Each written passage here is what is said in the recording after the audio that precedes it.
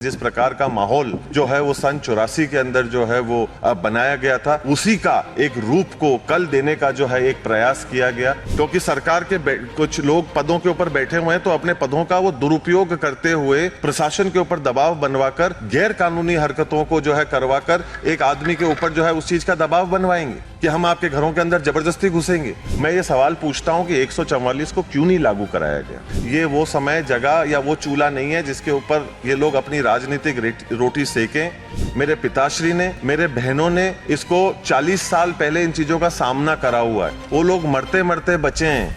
पिछले एक दिन से हम लोग अब जो देख रहे हैं उदयपुर के अंदर, सबसे पहली बात तो ये कि एक बहुत ही दुखद और अप्रिय घटना है और ये हमारे को भी आहत करने वाली है, हमारे को भी जो है वो विचलित करने वाली है। और किसी भी प्रकार से इस तरीके की परिस्थिति को हम लोग नहीं चाहते हैं। ना हमारा कोई इस प्रकार का उद्देश्य है, ना हमारा इस प्रकार से कोई सोच है कि जो हालात बने हुए, कितने सैकड़ों लोग जो हैं इसकी वजह से, एक घमंड और गुरूर की वजह से जो है वो चूर हो रहे हैं और परेशान हो रहे हैं। जो बाहर से लोग आ रहे हैं, जो नाम उदयपुर का जो है वो खराब हो रहा है। इन चीज़ों को सड़कों के ऊपर आकर इस प्रकार से जो है इसका समाधान निकालने का ये कोई तरीका नहीं है। ये हम लोग किसी भी तरीके से इस चीज़ के सोच के साथ में ना समर्थन करते हैं, ना हम इस सोच को जो है वो जायज़ मानते हैं। दूसरी बात,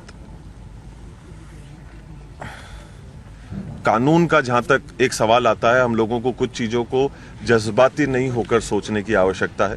हर चीज़ों के अंदर जज्बातों के अंदर बह के, बिना सच्चाई जाने अफवाहें उड़ाकर, उस प्रकार से उसके ऊपर दूसरे लोगों को गुमराह करके उसके ऊपर हम लोग काम करें और इस प्रकार से एक शक्ति प्रदर्शन का जो है वो हम माहौल बनाने का एक प्रयास करें, असौहार्दपूर्ण माहौल बनाने का हम लोग प्रयास करें, ये बिल्कुल भी जो है वो ठीक नहीं है। आज की तारीख के अंदर इस देश के अंदर एक कानून व्यवस्था नाम की चीज़ है। मुझे नहीं पता कि उदयपुर में वो अभी है या नहीं, क्योंकि अभी जो हमारे साथ में हुआ, सबसे पहले तो मैं ये पूछना चाहता हूँ कि इतनी फोर्स होने के बावजूद भी वहाँ पर जिस प्रकार की घटनाएं घटी, मेरा ये सवाल है सरकार से और प्रशासन से कि क्या हम हकीकत के अंदर कानून को लागू करना चाहते हैं क्या, या कि कोई सरकार का सदस्य है या सरकार के किसी पद के ऊपर बैठे हुए जो व्यक्ति हैं, कानून केवल और केवल उनके लिए काम करेगा, एक आम नागरिक के लिए जिसके पास में संविधान की सुरक्षा मिलती है कि भाई कानून सबके ऊपर जो है वो बराबर तरीके से लागू होगा और उनकी सुरक्षा करेगा। पर यहाँ पर जो प्रतीत किया जा रहा है, जो मुझे महसूस हो रहा है और वो जिस प्रकार से मेरे ऊपर दबाव बनाया जा रहा है गैर कानूनी काम और हरकतों को करने का, कि नहीं आप जो है अगर इस काम को नहीं करेंगे तो हम आपके साथ में जबरदस्ती करेंगे। आज क्या हम लोग इस दहशत के अंदर हम लोगों को जीने की आवश्यकता है? हम लोग हमारे घर के अंदर बैठे हैं, हम लोग हमारे घर के अंदर एक कानूनी रूप से बैठे हैं। अगर किसी को भी कोई भी किसी भी प्रकार की आपत्ति हो तो वो कानून के दरवाजे, अदालत के दरवाजे, कानून के माध्यम से जो है वो खटखटा सकता है, उनसे जाकर जो है वो सवाल पूछ सकता है। पर यहाँ जिस प्रकार से जो चीज़ हमने कल देखी और जिस प्रकार से पुलिस ने कुछ चीज़ों की खुली छूट दी, मतलब वो वाकई में एक निंदनीय और बहुत ही दुखदायी परिस्थिति थी।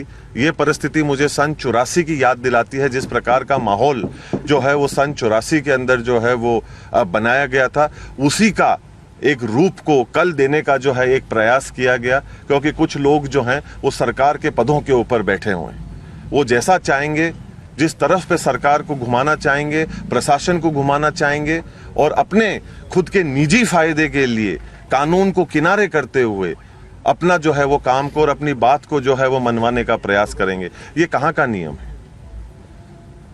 ये देश, हमारे को पूरा विश्वास है कि कानून पे चलता है, एक व्यवस्था पे चलता है। और दूसरी बात ये कि अगर ऐसी परिस्थिति बनने की जो हमारे को पहले से ही संभावनाएं थी, जिसके बारे में हम लोगों ने प्रशासन को कई दिनों पहले इसकी जानकारी भी हम लोगों ने दे दी थी, फिर अखबार के माध्यम से भी हम लोगों ने उस दिन पूरे प्रदेश के अंदर इसकी जानकारी दी। मैं ये सवाल पूछता हूं कि 144 को क्यों नहीं लागू कराया गया? और आप इतने लोगों की जानों के साथ में खेलेंगे, इस चीज का कौन जिम्मेदार है? क्योंकि सरकार के कुछ लोग पदों के ऊपर बैठे हुए हैं, तो अपने पदों का वो दुरुपयोग करते हुए प्रशासन के ऊपर दबाव बनवाकर गैर कानूनी हरकतों को जो है करवाकर एक आदमी के ऊपर जो है उस चीज का दबाव बनवाएंगे कि हम आपके घरों के अंदर जबरदस्ती घुसेंगे। संस्था के अपने खुद के भी कोई कानून होते हैं। इस प्रदेश, इस देश के अंदर भी एक संविधान है, एक कानून है, उसके ऊपर हम में से कोई भी नहीं है। और उसके अंदर हम लोग जज्बाती कर दें, लोगों को गुमराह करने का काम करें पूजा के माध्यम से, ये ठीक नहीं है। और अगर ऐसी कोई बात है तो उसको बैठकर करी जा सकती है, गुंडागर्दी के माध्यम से ये चीज नहीं हो सकती है। आप किसी के घर के अंदर आप प्रवेश करना चाहते हैं, मैं आप में से किसी के भी घर के अंदर अगर प्रवेश करना चाहूं तो मैं आपको बिना बताए, बिना कहे, मेरी निजी आस्था को क्या आपके घर के अंदर मैं पूरा कर सकता हूं? क्या मेरे पास में ये अधिकार है? क्या मैं आपके घर के अंदर जाना चाहता हूं और मेरे निजी अधिकार, मेरी जो निजी आस्था है, पर वो मैं आपके घर में पूरा करना चाहता हूं, और इसके बारे में ना मैं आपको बताऊंगा, ना मैं आपसे पूछूंगा, ना मैं आपको इसके चीज के बारे में बताना उचित समझूंगा। अब ये गुंडागर्दी हमको जो है वो सहन करनी पड़ेगी, और कानून और प्रशासन इस सोच की जो है वो मदद करेगा। तो कहीं ना कहीं हम लोगों को ये दर्दनाक हादसे और घटनाएं, मेरे पिताश्री ने, मेरे बहनों ने इसको 40 साल पहले इन चीजों का सामना करा हुआ है। वो लोग मरते मरते बचे हैं इन चीजों को लेकर। ऐसी ही परिस्थिति जो है वो उस समय पे भी बनवाई गई थी, और आज भी उसी सोच के अंतर्गत यहां पर प्रवेश करने का एक गलत मंसूबे के साथ में प्रयास किया जा रहा है, जिसका प्रशासन और लोग यहां पे उसका सहयोग कर रहे हैं। और हम लोग अभी कानून के भरोसे बैठे हुए हैं, जो मैं अभी ढूंढ रहा हूं कि कहां है, और वो हम लोगों की एक आम नागरिक होने के नाते मदद करेगा। लाखों लोग जो है वो परेशान हो रहे हैं। ये कहां तक जायज है कि बच्चों की, महिलाओं की, बड़ों की, बुजुर्गों की जान को जो है वो खतरे में डाला जाएगा? लोग किसी के घर के ऊपर चढ़ने लग जाएंगे। वो अगर अंदर आते तो उसका हश्र क्या होता? उसकी जिम्मेदारी कौन लेता? किसी की जान का नुकसान होता तो उसके लिए जिम्मेदार कौन होता?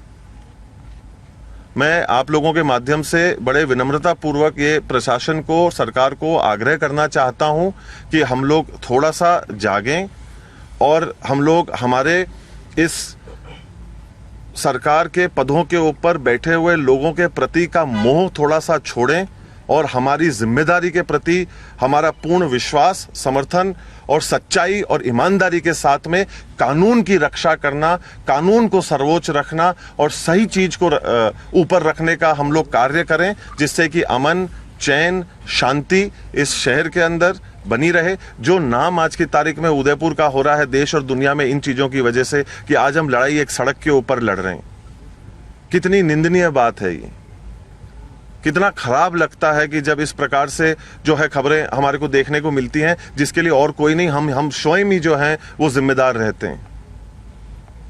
तो मैं आप सब लोगों के माध्यम से ये आग्रह करना चाहता हूं कि जो लोग बीच के अंदर भी अपना राजनीतिक फायदा देखने का प्रयास कर रहे हैं, ये वो समय, जगह या वो चूल्हा नहीं है जिसके ऊपर ये लोग अपनी राजनीतिक रोटी सेकें।